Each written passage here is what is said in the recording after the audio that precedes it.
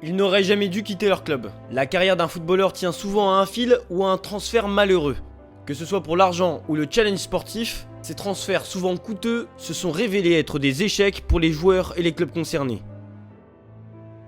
Pour commencer cette vidéo, parlons de Neymar. Vous avez sans doute cliqué sur la vidéo parce que vous l'avez vu en miniature. Je sais que certains ne seront pas d'accord avec moi, mais au vu de ce qui lui était promis, le Brésilien, en rejoignant le Paris Saint-Germain, a sombré petit à petit. Et tout ça que ce soit sur ou en dehors des terrains. Au FC Barcelone, Neymar est un véritable crack. Et pour tout le monde à ce moment-là, c'est certain, le joueur gagnera un jour le Ballon d'Or.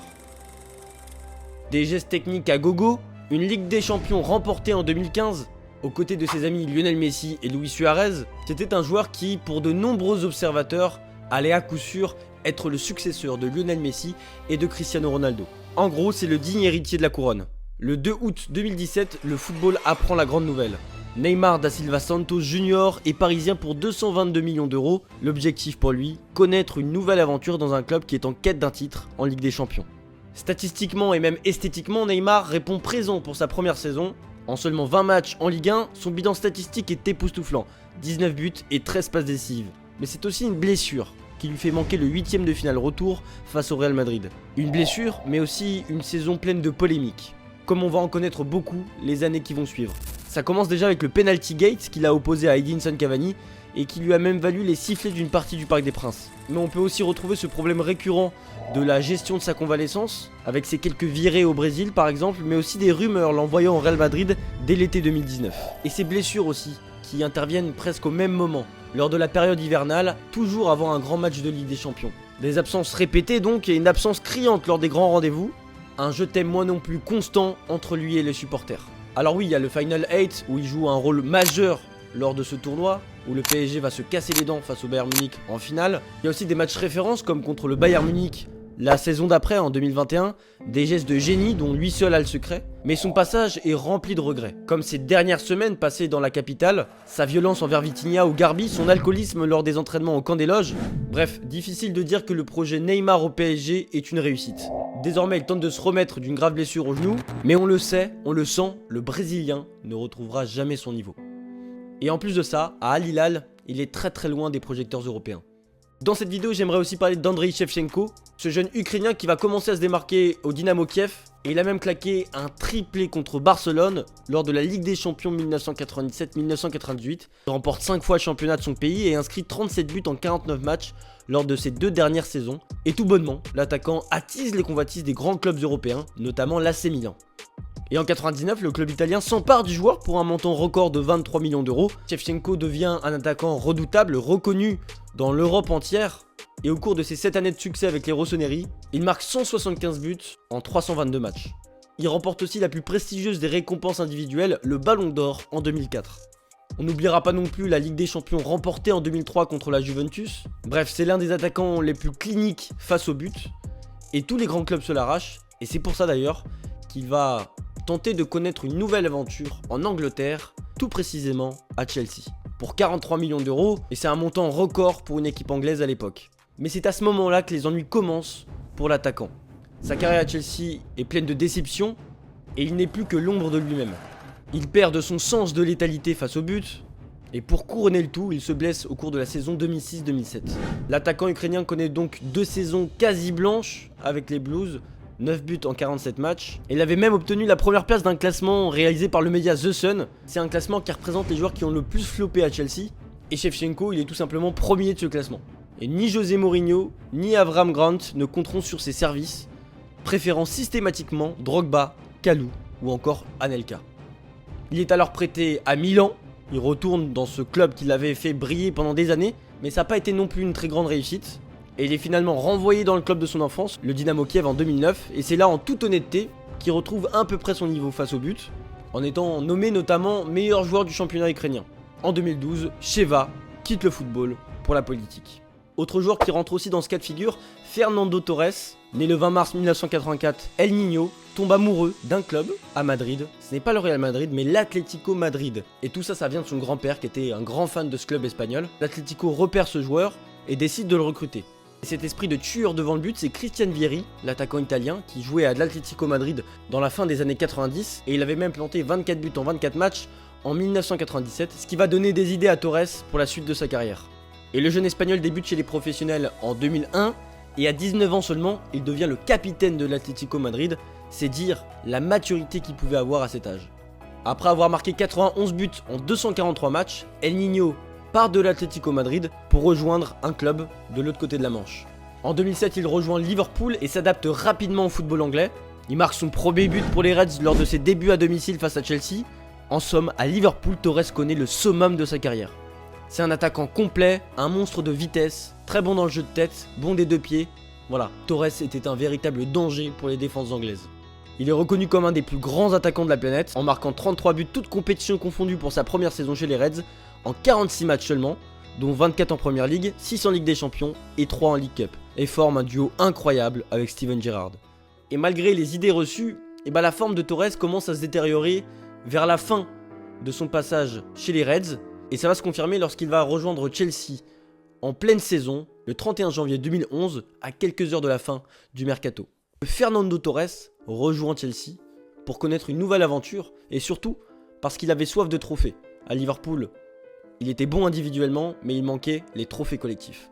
Et à ce moment-là, le joueur le plus cher de l'histoire du football anglais ne le savait pas encore, mais sa carrière allait basculer du mauvais côté jusqu'à ce que son nom s'efface, saison après saison, du gratin des meilleurs attaquants de la planète. En fait, il lui a fallu 3 mois depuis son recrutement, soit l'équivalent de 903 minutes de jeu, pour marquer son premier but pour Chelsea. Et c'est d'ailleurs l'unique but qu'il inscrira avec les Blues lors de sa première saison. Les saisons suivantes, l'Espagnol galère. Il essaye de retrouver son niveau d'antan, mais avec les blessures à répétition, le manque de régularité, Torres n'y arrive plus du tout. Le taux de réussite du joueur face au cage est tombé à moins d'un but tous les 5 matchs. L'espoir, le plus prometteur d'Europe, est également devenu un sujet de moquerie lors d'un match survenu contre Manchester United. Le numéro 9 de Chelsea manque un but alors que le camp était tout simplement vide. Et ça montre vraiment qu'il a perdu toute confiance en lui, en ses capacités. On a perdu le Fernando Torres de Liverpool. Lors de ce passage, on peut quand même noter la demi-finale de Ligue des Champions où Chelsea affronte le FC Barcelone au Camp Nou et où Fernando Torres offre la qualification aux siens en inscrivant un but crucial dans les dernières minutes du match et qui met un terme aux ultimes espoirs blaugrana. Après ce match, il déclare à la presse que ce but marque un nouveau départ, un nouveau tournant pour sa carrière. Mais je vous apprends rien, son passage à Chelsea restera une véritable déception. Torres est envoyé à Milan en 2014 pour un contrat de 2 ans, et après une saison peu prolifique, il retourne à Madrid pour un nouveau prêt. Et bien qu'il soit pas aussi explosif qu'il était dans sa jeunesse, Torres a montré des signes de son talent, de temps en temps, pour les rouges et blancs. Et en 2018, El Niño a quitté une nouvelle fois son club d'origine pour continuer à exercer son métier de footballeur au Japon. Et maintenant, vous savez, il est entraîneur de l'équipe des jeunes de l'Atlético, donc il n'a pas quitté son club. Penchons-nous désormais sur Kaká, le Brésilien. Il a fait ses débuts avec Sao Paulo à l'âge de 15 ans, intègre les professionnels en 2001, en inscrivant 12 buts en 27 matchs. Après avoir fait des merveilles pour son club local, le Brésilien a suscité l'intérêt de grands clubs européens. L'AC Milan est parvenu à obtenir sa signature pour la somme de 8 millions d'euros. Et d'ailleurs, Silvio Berlusconi, président de l'époque du club italien, avait dit que ce montant, ça représentait des cacahuètes par rapport aux joueurs qu'il représente. Et le vieux Silvio a raison, parce que quand on connaît la suite, c'est un vrai braquage.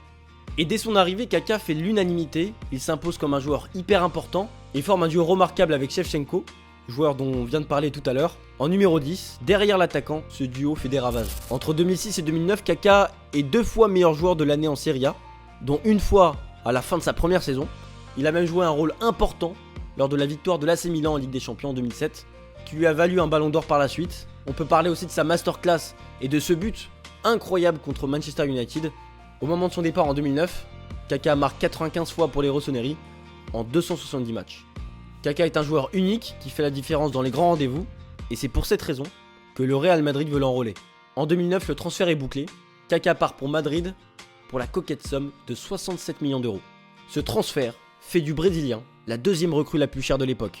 Je me souviens à quel point nous l'avons mal pris en tant qu'équipe lorsque Kaká a quitté Milan.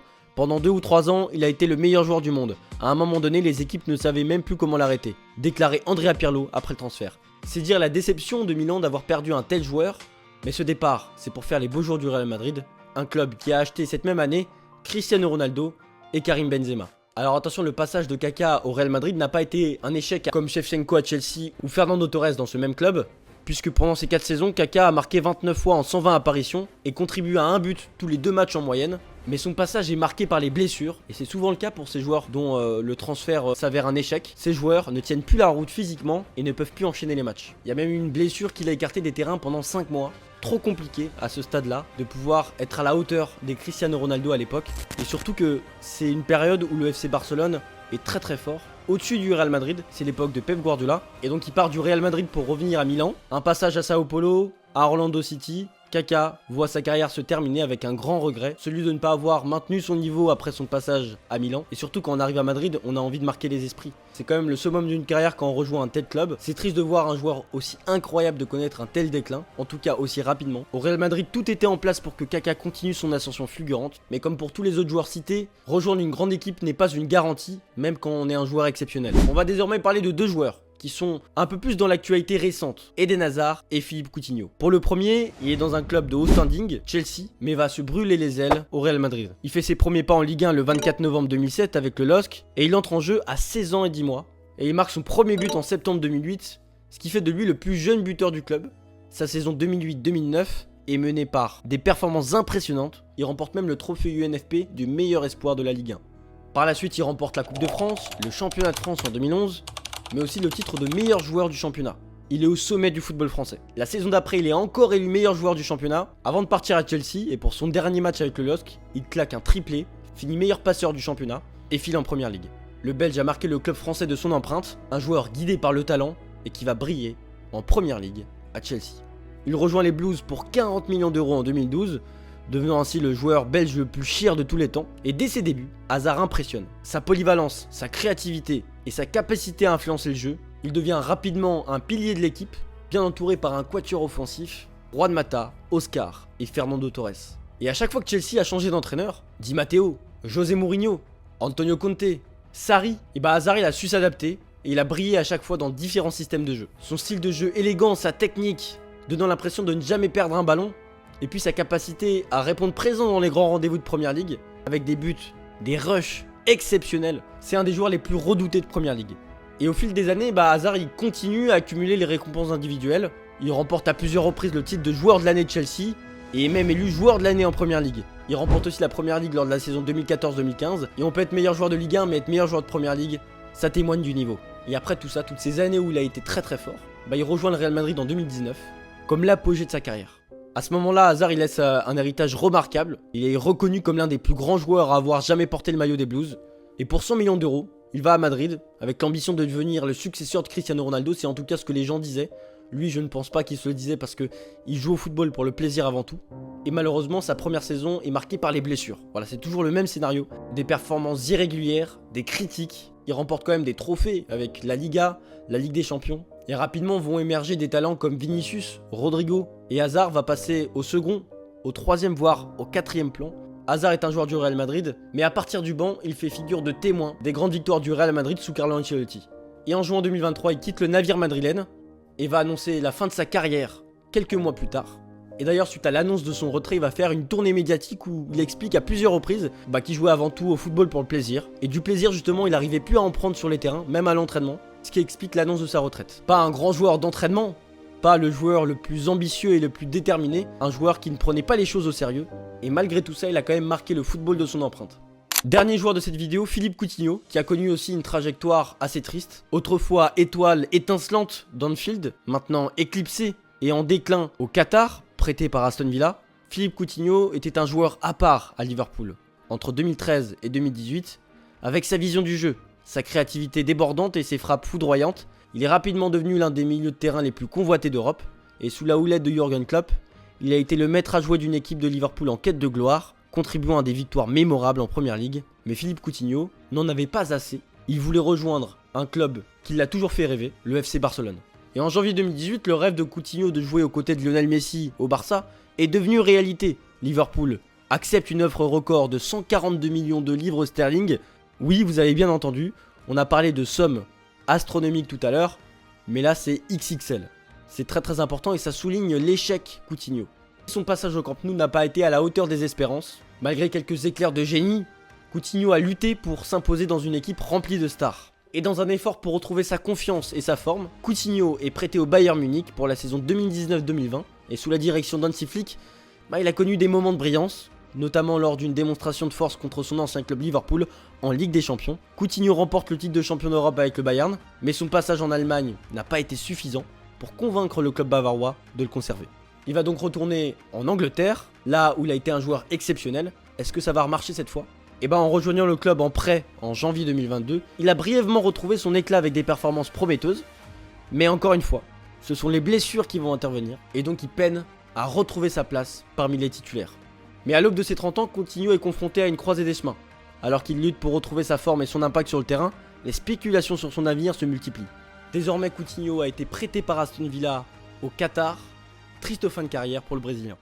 C'est la fin de cette vidéo, merci de m'avoir suivi. En tout cas, si vous avez des joueurs qui vous viennent à l'esprit quand on parle de transferts qui ont détruit des carrières, n'hésitez pas à le dire en commentaire, on peut en débattre ensemble et on peut même imaginer une deuxième partie de ce concept. Ça peut être très intéressant parce que là j'ai parlé des plus évidents et qui me sont directement venus à l'esprit. N'oubliez pas de liker cette vidéo, de vous abonner à ma chaîne.